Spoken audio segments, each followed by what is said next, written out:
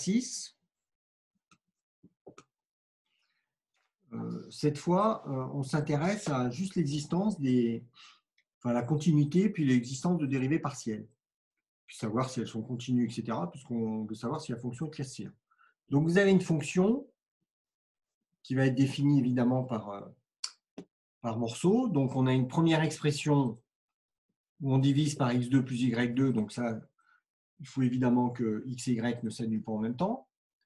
Donc, x, y différent de 0, 0. Et puis, on a un 0 en 0. Alors, petite astuce, hein, ça n'a rien de... C'est absolument pas un théorème, mais en ce qui concerne la continuité d'une fonction comme ça, vous voyez qu'ici, vous avez du degré 3 et au dénominateur du degré 2. Donc, en général, en 0, 0, comme ici, on a du degré 3, il va se passer des choses sympathiques. À savoir, il y a de fortes chances que cette fonction-là soit continue en 0, 0. Quand on a du degré 2 ou du degré 1 ici, ça risque de poser problème. Alors, en gros, c'est comme si vous faisiez du 0 sur des 0 au carré, quoi. 0 sur 0 au carré, il vous reste 1 sur 0, donc ça pose un problème. Bon, j'exagère dans ce que je fais là, ça n'a rien de rigoureux. J'ai enregistré ça, donc je couperai ça au montage. Bon, tant pis. Bon, alors, donc comment démontrer maintenant qu'effectivement la fonction est continue? Alors, première chose à dire, c'est qu'en dehors du point 0, 0, votre fonction, elle est rationnelle. Donc, une fonction rationnelle est toujours continue, elle est même de classe C1, voire même C2, puisqu'on va parler de dérivée partielle seconde, là. Donc, on peut dire que comme c'est une fonction rationnelle, elle est de classe C2 sur R2 privé de 0, 0. Donc, f égale, voilà, fonction rationnelle. Donc, rationnelle en deux variables, mais ce n'est pas grave. Donc, sur R2 privé de 0, 0. Donc, f est C2 sur R2 privé de 0, 0. Donc, le gros problème maintenant, c'est la continuité en 0, 0, l'existence de dérivée partielle en 0, 0, etc., etc. Alors, pour ce qui est de la continuité, vous avez deux options.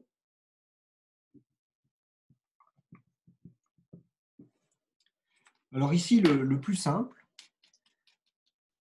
et notamment parce que vous avez un terme en x2 plus y2, c'est de passer en polaire. Donc, la première option, c'est le passage en polaire.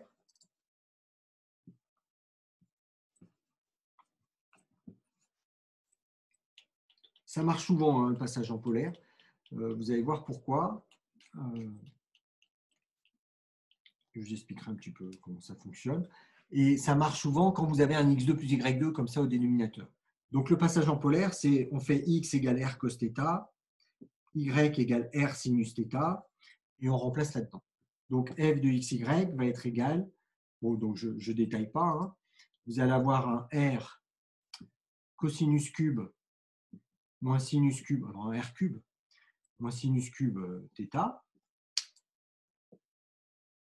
divisé par R2. C'est ça l'avantage du passage en coordonnées polaires, c'est que x2 plus y2, on le remplace simplement par R2, à cause de la formule, grâce à la formule cos carré plus sin carré égale 1. Et là, vous voyez que vous pouvez simplifier par R. Donc, simplifier par R, c'est simplifier par 0. C'est l'histoire du 0 que je vous ai montré tout à l'heure. Ici, c'est quoi qui tend vers 0 quand mon point XY se rapproche de 0, 0? C'est R, c'est le rayon. Et donc là, vous avez en gros du R cube sur R carré. C'est ces deux-là qui tendent vers 0. Donc, vous avez en gros du 0 cube sur du 0 carré. Et comme on a une puissance plus grande ici, il va rester un 0. Donc, tout ça, c'est vraiment imagé.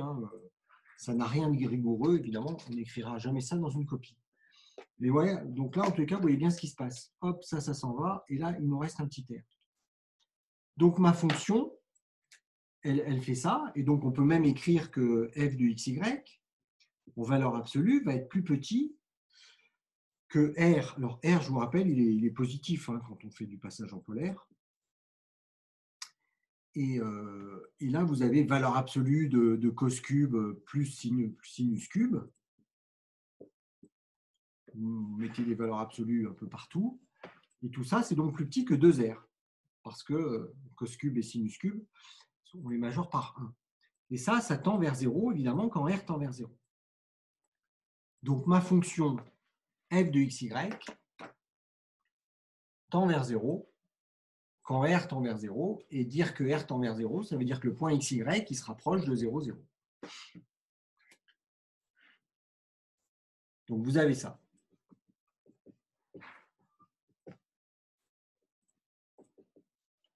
Autrement dit, f est continu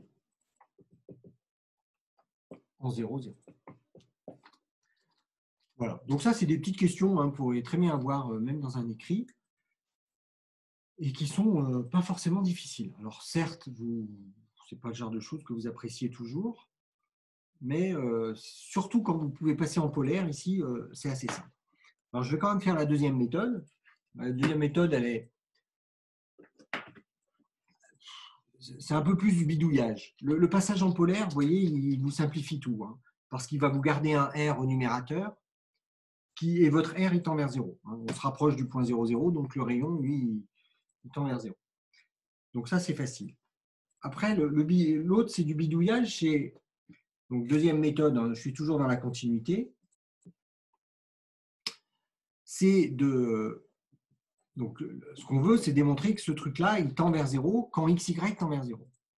Alors, qu'est-ce que ça veut dire que xy tend vers 0 ? Peut-être que j'insiste un peu là-dessus.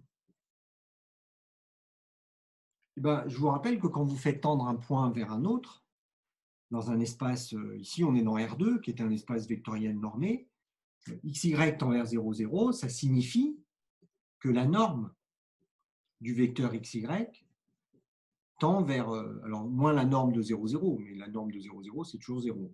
Donc ça veut dire que cette norme-là tend vers 0. Alors cette norme-là, c'est laquelle ? Ben, comme on est dans un espace de dimension finie, ici R2, c'est celle que vous voulez. Ça peut être la norme euclidienne, ça peut être la norme infinie, la norme 1, donc je vous invite à réviser un peu les espaces vectoriels normés. Et donc notamment, ça peut être cette fameuse norme, la norme 2 par exemple. Donc si c'est la norme 2, c'est la norme euclidienne, donc c'est racine de x2 plus y2. Donc ici, c'est quand même la meilleure norme, étant donné le x2 plus y2 qui est là. Bon, alors, donc l'idée, c'est de dire que ça doit tendre vers 0 quand la racine de x2 plus y2 tend vers 0. Quand notre vecteur en norme tend vers 0, vers le vecteur 0, 0. Alors, comment est-ce qu'on va faire ça ? Donc, faut neutraliser ce terme-là, hein, qui est au dénominateur. Donc en polaire, vous avez vu comment on l'a neutralisé. Ça a été assez expéditif. Donc là, c'est un peu plus subtil. Alors comment est-ce qu'on neutralise ça ? Tout simplement en écrivant des choses comme ça. Où est-ce qu'on peut faire apparaître ? Pour neutraliser, il faut faire apparaître du x2 plus y2 au numérateur. Et donc le x2 plus y2, vous faites apparaître comme ça. x3, alors on va peut-être même passer en valeur absolue là. Donc ici, vous mettez une valeur absolue, vous dites que ça, c'est plus petit que la valeur absolue de x au cube plus la valeur absolue du y au cube. Voilà. Sur x2 plus y2. Donc le moins, on s'en fiche. Hein. Et la valeur absolue de x au cube, c'est x carré fois la valeur absolue de x. Et on peut écrire par exemple que x carré, c'est plus petit que x carré plus y carré. Donc ça, c'est plus petit que la valeur absolue de x facteur de x2 plus y2. De même pour le y cube, donc c'est valeur absolue de y fois y carré. Donc c'est plus petit que la valeur absolue de y fois x2 plus y2. Et donc en faisant ça, vous apercevez que vous pouvez du coup majorer votre expression qui est là. Donc vous voyez l'astuce, hein, l'astuce c'est de faire apparaître x2 plus y2 qui est au dénominateur. Donc vous en déduisez que f de xy, pour xy différent de 0, 0, hein, donc je prends cette expression-là, est plus petite, donc là je mets x2 plus y2, Et là, je mets valeur absolue de x, facteur de x2 plus y2, plus valeur absolue de y, facteur de x2 plus y2. Et donc, il me reste valeur absolue de x plus valeur absolue de y. Et ça tend clairement vers 0, 0, quand xy tend vers 0, 0. D'ailleurs, ça, c'est la norme 1, en fait. Alors, comme toutes les normes sont équivalentes, cette norme-là, on peut même la majorer. Hein. Alors, vous pouvez, si on veut vraiment faire du zèle, quoi. Hein. Et aussi, on pourrait dire que la valeur absolue de x est inférieure à racine de x2 plus y2. Ça, c'est une inégalité assez connue, hein, qui est évidente, puisque x2 plus y2, c'est plus grand que x2. Hein, donc, ça, vous avez ça de manière assez évidente. Donc, pareil pour la valeur absolue de y. Donc, si je résume, j'ai ça qui est plus petit que 2 fois la racine de x2 plus y2. Donc là, je prends ma norme 2. Donc, c'est la norme 2 du vecteur xy.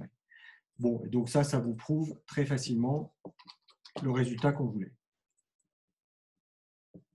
Vous avez une fonction qui est, on peut presque dire, de Lipschitz en 0. Bien, voilà. Donc ça, on avait vu un exemple dans le cours, hein, mais c'est typique de ces fonctions de deux variables qui s'expriment un peu avec des fonctions rationnelles, où on a un problème en 0, 0, hein, donc on fait un raccord en 0, 0. Et là, grâce à ça, on démontre que notre raccord il est bien continu. Donc ça prouve que notre fonction elle est continue en 0, 0.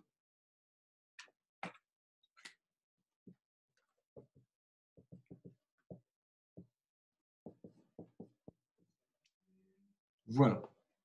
Bien. Alors, une fois qu'on a la continuité, on passe à la question suivante. Est-ce que la fonction va être de classe C1 sur R2? Alors, on a dit, hein, je vous rappelle, qu'elle était de classe C2 sur R2 privé de 0, 0. Alors c'est parfois hein, donc l'idée, c'est est-ce qu'elle est C1 en 0, 0 quoi. Enfin, quand je dis C1, je vais un peu vite là. C'est déjà, est-ce qu'il existe des dérivées partielles? Et ensuite, est-ce que les dérivées partielles sont continues? Donc, première chose, existence de d rond f sur d rond x en 0, 0 et d rond f sur d rond y en 0, 0. Alors, comme il y a une petite symétrie entre x et y, si on a l'une, on aura l'autre.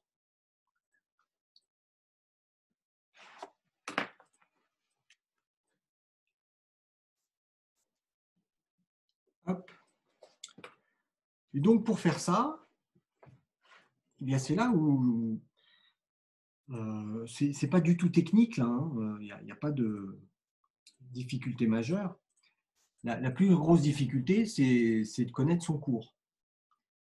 À savoir, qu'est-ce que c'est que la dérivée partielle d'une fonction en un point. Donc, si je regarde juste d rond f sur d rond x en 0, 0, qu'est-ce que c'est que ce truc-là? Ce truc-là existe si, là je vais voir le cours, si la fonction, je vous rappelle qu'une dérivée partielle, on dérive par rapport à une seule variable. On ne fait varier qu'une seule variable. C'est-à-dire que comme ici on dérive par rapport à x, on va faire varier l'abscisse et l'ordonnée, elle reste nulle. Donc, il faut regarder la fonction qu'on peut lui donner un nom, G1, enfin peu importe, qui est une fonction d'une seule variable et qui a t associe f de t0. Donc, la dérivée partielle existe si cette fonction-là est dérivable en 0.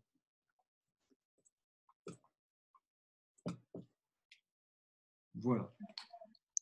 Et c'est juste ça qu'il faut bien retenir. Parce que c'est. Après, vous allez voir, ça ne va pas être du tout difficile à vérifier. Mais si on a oublié cette définition-là, évidemment, on ne peut pas y arriver. Donc, en fait, on regarde une fonction d'une seule variable qui vaut f de t0.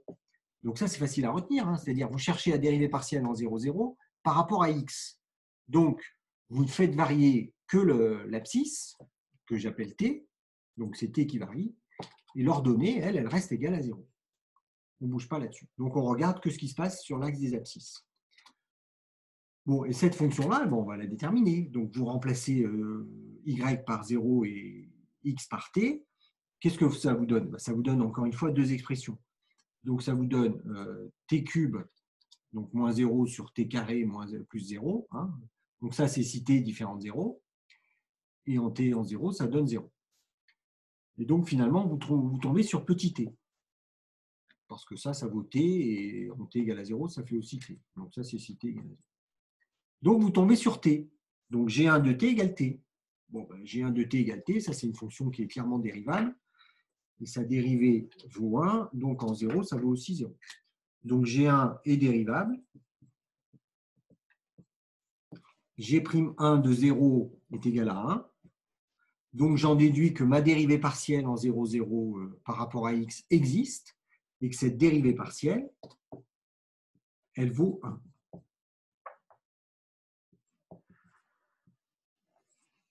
Elle vaut la valeur que j'ai trouvée là. Voilà. Donc ça, c'est vraiment pas difficile.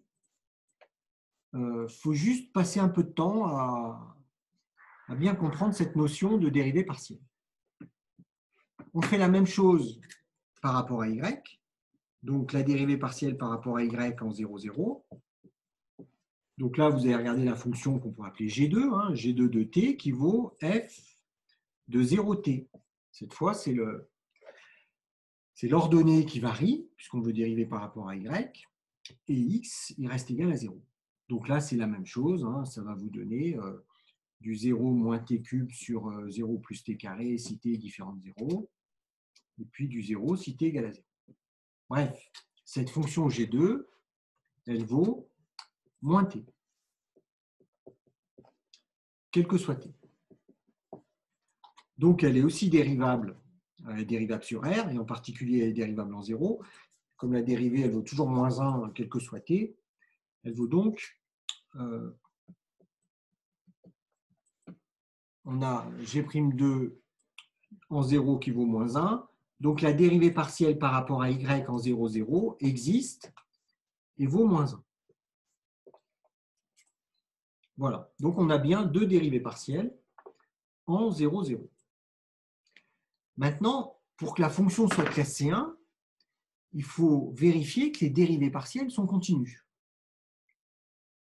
en 0, 0. Donc, pour ça, on va calculer les dérivées partielles. Hop, je garde ça en mémoire. Donc, maintenant, il faut regarder le caractère C1.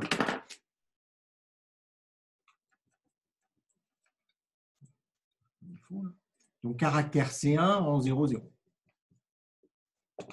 Donc, si je me place en un point qui est différent de 0, 0, je peux calculer la dérivée partielle de f par rapport à x. Donc, pour ça, je vous invite à faire le calcul. Hein. Donc, votre fonction elle est rationnelle. Hein. Ce n'est pas très sympathique. Hein. x3 moins y3 sur x2 plus y2. Et ça, vous le dérivez par rapport à x. Donc, vous allez trouver, je passe le détail, trouver un truc qui n'est pas très, très sympathique. Vous avez du x4 plus 3x2 y2 plus 2xy cube sur x2 plus y2 au carré. Bien. Donc ça, c'est... puis celui-là, je vais le recopier. Et en 0, 0, on a ça. Voilà. Et l'idée, c'est est-ce que cette fonction-là est continue? Cette fonction-là, c'est la fonction dérivée partielle première. Ce qu'on avait appelé aussi, je vous rappelle que ça s'écrit aussi d rond 1 de f. Donc ici, en 0, 0. Ça, voilà. Alors, est-ce qu'elle est continue en 0, 0, cette fonction?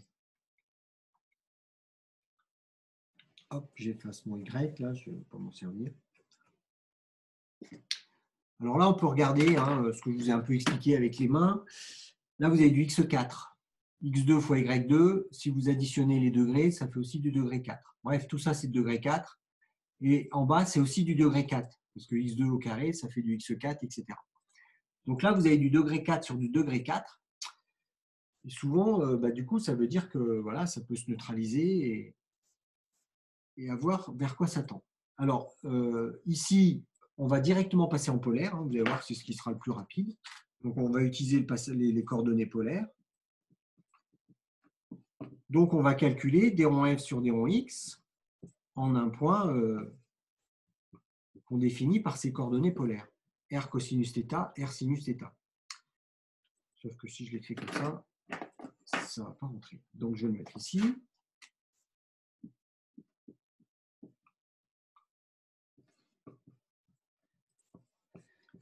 Donc, je remplace dans mon expression qui est là x et y par leurs coordonnées polaires. Et donc, qu'est-ce qui va se passer? Si vous regardez bien, vous allez diviser par R4 et vous aurez du R4 partout là. Vous aurez un R4 cosinus à la puissance 4. Vous aurez un 3R4 cosinus carré, sinus carré, plus un 2R4 cosinus, sinus cube. Bon, voilà. Bon, je ne détaille pas tout. En tous les cas, les R sont bons. Les R se neutralisent. Comme ici, les degrés, je vous avais dit, en haut et en bas, vous n'avez que du degré 4, donc c'est logique que les R4 se neutralisent. Donc, vous obtenez du cosinus à la puissance 4 plus du 3 fois cosinus carré, sinus carré, plus 2 fois cosinus θ, sinus cube. Et ça ne dépend que de θ.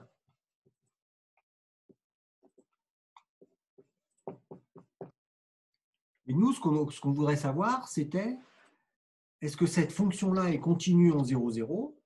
Autrement dit, est-ce que cette expression-là, des ronds f sur des ronds x en xy, tend vers 1 quand xy tend vers 0?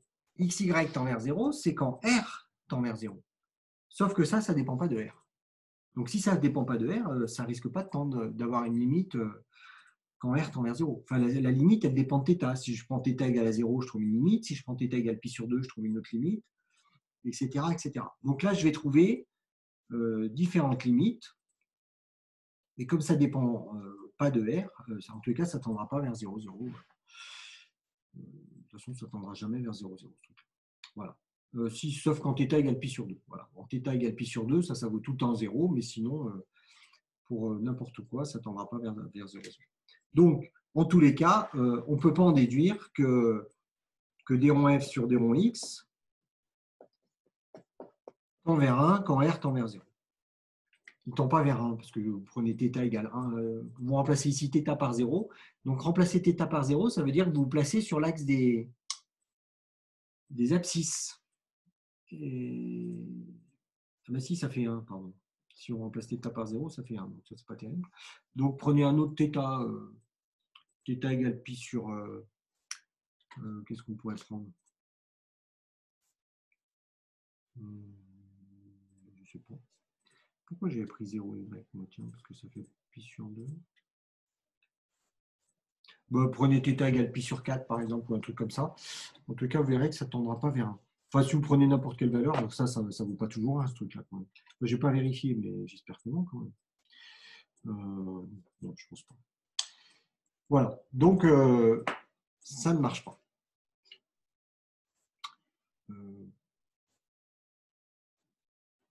Ah ben oui, c'est ça. Si vous prenez θ égale pi sur 2, ça vaut tout le temps 0. Donc, ça ne tend pas vers 1. Voilà. Donc, avec θ égale pi sur 2, par exemple, vous avez ça comme contre-exemple. Voilà, celui-là, il marche mieux. D'accord? Donc, encore une fois, hein, ce qu'il faut bien comprendre, c'est quand vous cherchez la limite d'une fonction de deux variables, vous vous placez autour du point et il faut regarder quand n'importe quel point se rapproche de celui-ci, ça veut dire quand votre rayon de mon disque ici, il tend vers 0. Donc en polaire, ça marche très bien. On fait tendre R vers 0. En revanche, pour montrer qu'il n'y a pas de limite, eh bien là, vous pouvez vous placer sur une droite particulière, soit sur l'axe des abscisses, l'axe des ordonnées, sur Y égale X, etc. Et ça, c'est vraiment pour montrer qu'il n'y a pas de limite. C'est ce que je fais ici. Par exemple, en θ égale pi sur 2, ça veut dire que je me place sur l'axe des abscisses. des ordonnées, pardon, et je trouve que ça ne tend pas vers 1. Alors moi, j'aurais voulu que ça tende vers 1 pour avoir la continuité. Voilà. Donc, ça permet de dire que mes dérivées partielles ne sont pas continues en 0, 0. Donc, il y a pas de, les fonctions ne sont pas de classe C1. Alors, ça, est-ce que je vais en avoir besoin? Oui, je vais en avoir besoin, donc je ne l'efface pas tout de suite. Donc, je vais juste effacer ça. Donc, je n'ai pas écrit la conclusion, mais je peux la mettre là. Hein. Ça, il n'y a plus besoin. Conclusion. Donc, d rond f sur d rond x non continu en 0, 0. F n'est pas C1 sur, en 0, 0. Quoi. Donc, elle n'est pas C1 sur R2. Elle est C1 sur R2 privé de 0, 0, mais elle n'est pas C1 sur R2. Si vous faites la même chose avec d rond f sur d rond y, vous aurez le même résultat, hein, parce qu'il y aura une symétrie. Ça marchera aussi. Donc, la dérivée partielle par rapport à y, elle non plus, n'est pas continue en 0, 0. Et enfin, dernière question. Donc, ça, j'en ai plus besoin. Est-ce que, donc c'est la dernière question, je ne les ai pas numérotées. Est-ce que ce truc-là existe? Alors, est-ce qu'il existe en 0, 0, hein, évidemment, parce que ailleurs, ça existe. On a dit que la fonction était classe C infinie.